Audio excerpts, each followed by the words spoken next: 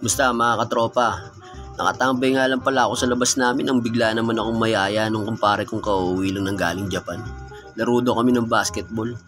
Medyo nag-aalangan pa nga ako kasi medyo nananakit yung katawan ko. Kalalaro ko lang kasi last 2 years. Hindi, pinagbigyan ko na kasi baka sumama yung loob. Baka hindi na ako bigyan ng sapatos nun. Yung pa na may sponsor ko ng sapatos. Kaya ayan, nag-base na agad ako katropa. Pang malakasan ko. Kaya pumunta na agad kami sa venue, sa may court. Ito, pagdating namin medyo wala nang tao kasi natapos na yung unang umarkila. Kaya wala na agad akong inaksay ang panahon. Nag-warm up na agad ako. Tinesting ko kung abot ko pa ba yung board. Last 2 years kasi abot ko pa yan eh. Ayan o, kaya nag-laterals na rin. Wala mo talaga tunay eh. Bangko lang naman pag naglaro. Eto nga pala yung kumpare ko na legit na seller na sapatos sa Japan. Pinagyayabang niya pa yung sapatos niya na Decision 7 no. Eto nga pala yung mga paninda niya katropa. Adidas, Don Aliado 7.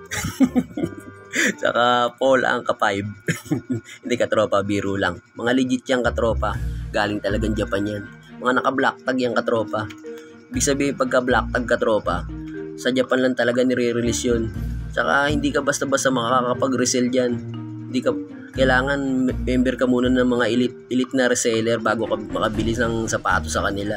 Kaya legit tong page na to katropa. Kaya ito ay follow nyo lang, mag-inquire kayo. Mga magaganda mga sapatos dyan sa mga bag. Kaya ito nga pala katropa. Sa kaka-warm up ko, kaka-jogging ko, kaka-laterals ko. Hindi ko napansin, nagsisimula na pala sila. Hindi katropa. Sobra kasi kami sa tao. Kaya sabi nung kumpare ko, hati na lang daw ako kasi secret weapon daw ako eh. Kaya katropa pinapansin lang ako dito sa mga kasama ko eh. Puro passing ayaw tumira. Kaya tuloy yung laro namin, imbis na 1 oras lang yung arkila namin sa court, inaabot kami ng 2 oras bago matapos. Dahil sa secret weapon nga ako katropa, ang dami kong takbong ginawa. Kaya ito nangyari sa akin, parang pakiramdam ko nandidilim yung paningin ko. Sa gutom.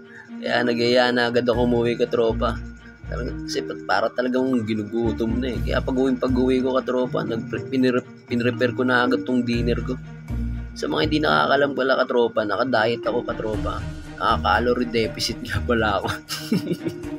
Need ko kasing magpapayat katropa dahil sa sakit ko na fatty liver para mabilis na gumaling, di ba katropa? Kailangan ko magbawas ng timbang. Target ko nga pala 65 kilos. Pero masarap din katropa kahit walang rice. Ayan katropa sarap na sarap si Kumag